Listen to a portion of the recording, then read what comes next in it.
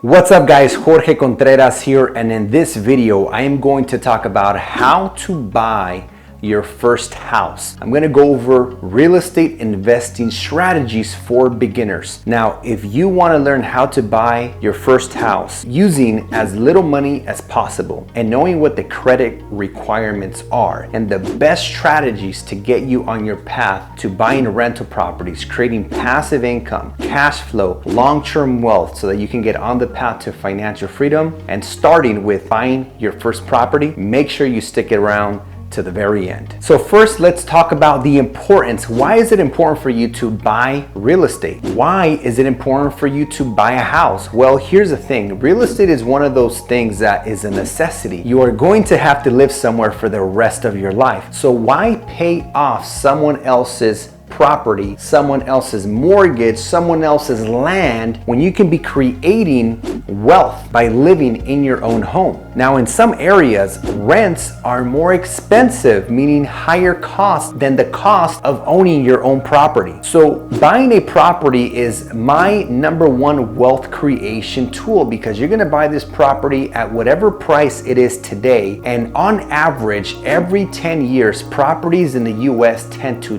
double in value, meaning if you're buying a property today for $200,000, in 10 years it's likely to be worth $400,000, and then in another 10 years it would double from $400,000 to $800,000, and then $1.6 million in 30 years. And this is the compound effect on how your equity and net worth can continue to grow over time. So let's go into the 5 main benefits of owning real estate. Now, one of the things, if you start doing your history, you will learn that most millionaires have become millionaires through specifically owning and holding real estate. So let's go over those 5 benefits. And the number one benefit is cash flow. Cash flow is the profit you make on a monthly basis after all of your expenses are paid for. So let's imagine that the principal, interest, taxes, and insurance, we call that the PITI payment, is $1,500. And let's say you have a tenant living in your property for $2,000. That means you would have a $500 monthly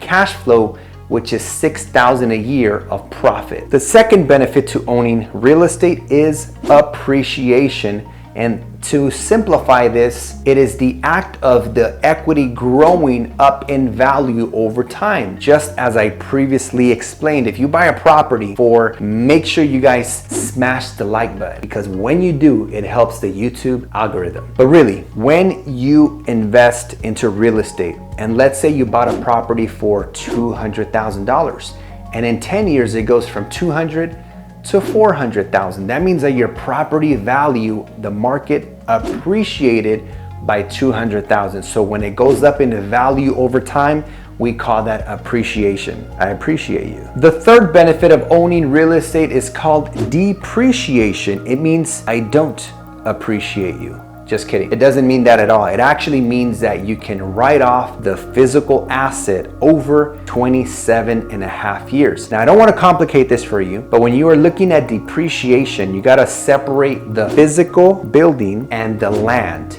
And you take the physical building value and divide it by 27 and a half years. All it means is that you're able to make all of or part of that $500 profit tax-free. The next benefit, number 4, is mortgage paydown, and it is exactly what it is. Other people paying down your mortgage.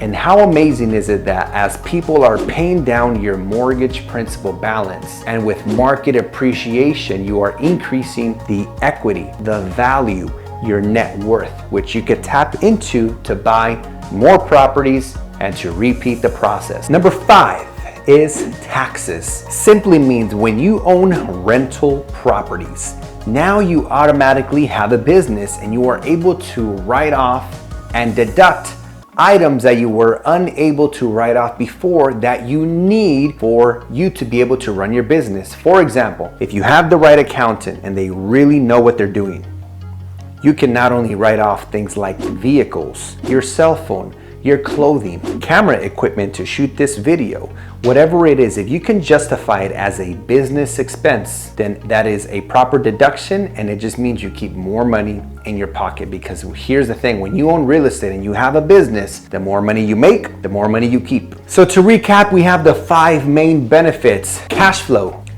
appreciation, depreciation, mortgage paydown, and taxes. Now I want to walk you step by step on how you can acquire your first property, because every successful real estate investor, whether they own 2 or 200 rental properties, everyone got started with 1. And that's the great thing. So I will put this on the screen, but I want to guide you through one of the most easiest ways to buy a property with as little money out of pocket. Now, this program exists almost anywhere in the US, and it is called an FHA loan. Now, most people know this as a first-time buyer program. However, it is a program that you can use multiple times if the story makes sense. But I'm not going to go there today. You'll have to watch some of my other videos. So there are really 2 requirements to doing an FHA loan, and that is 3.5% as a down payment, so 3.5 of the purchase price, and a 580 FICO score. Now, that is correct in 2020.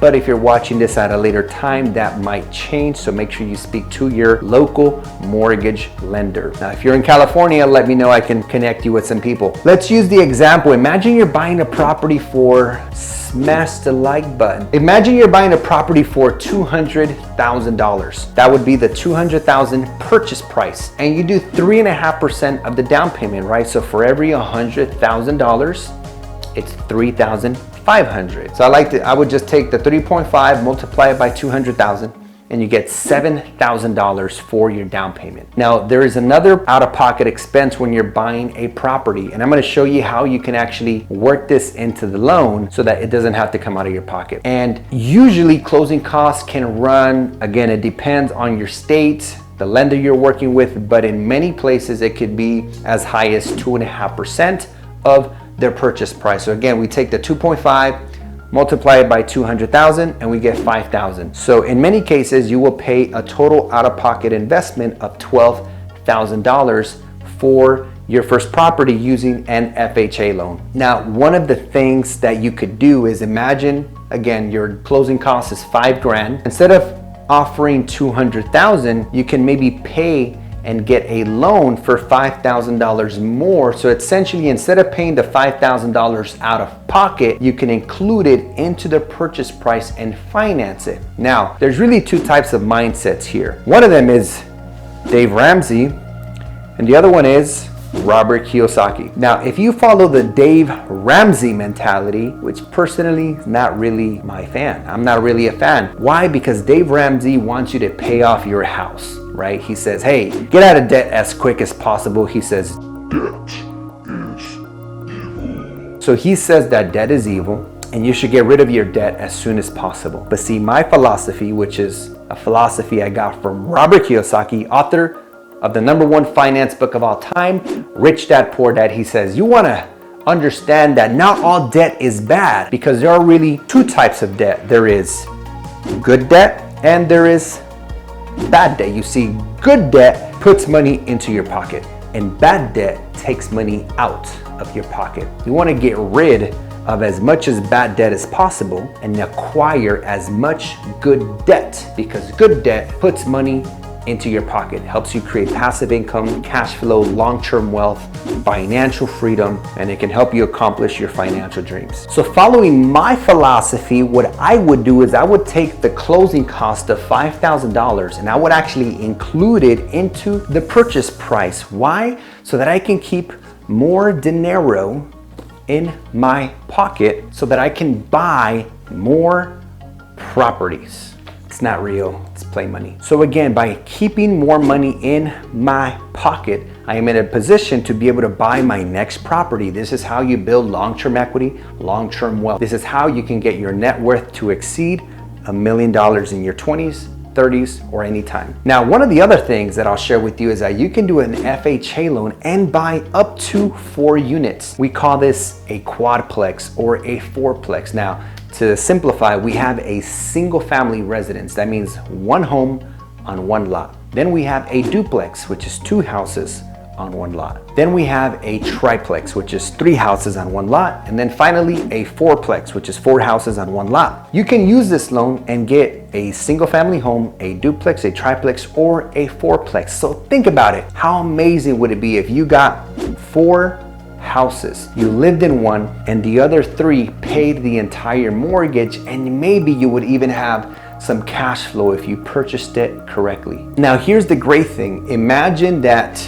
you did this every 12 months. You got a new property, and in the next 10 years, you acquire 10 properties. Or maybe your goal is to simply just own one, and that's great. But again, if you follow my philosophy, get into the property with as little money out of pocket so you can be in a position to buy your next property. But this is exactly how you do an FHA loan to buy your first or next property. Now, the second common loan that you could use to buy a property so you can get in with a low down payment is using a 5% conventional mortgage loan. And this is where you do 5% for a down payment, which again follows the philosophy of getting into the property with as little money out of pocket so you can have more dinero to buy your next property. So the cool thing is you can actually buy a property using an FHA loan, and maybe 6 or 12 months later you buy another one doing a 5% conventional. Now, if you do that, you'd have to make sure that you're buying your second property either much closer to work, otherwise the banks are going to say, hey, I think you trying to cheat us, and I think you're trying to be sneaky, you know, and maybe that's a rental property you're trying to get, you know. But really, this would allow you to buy one property, and as long as you're buying your next property like a lot closer to work, and it makes sense that you're actually going to live there, right? You gotta live in these properties when you use these types of loans, usually for 12 months, maybe as low as 6 months, depending on your lender. So with that being said, guys, thank you so much for watching this video. I hope that it was of value to you. And if you have any questions about buying your first or next rental property, comment below, and I will personally respond to each and every one of your comments. Now, if there's something that I left out and you think it would be valuable for viewers to understand or learn, make sure you add your tip in the comments as well. As always, make sure you guys smash the like button, hit the subscribe button, turn on the notification bell so you could be notified every time I upload a video, and make sure you guys follow me on Instagram where I post every single day. See ya.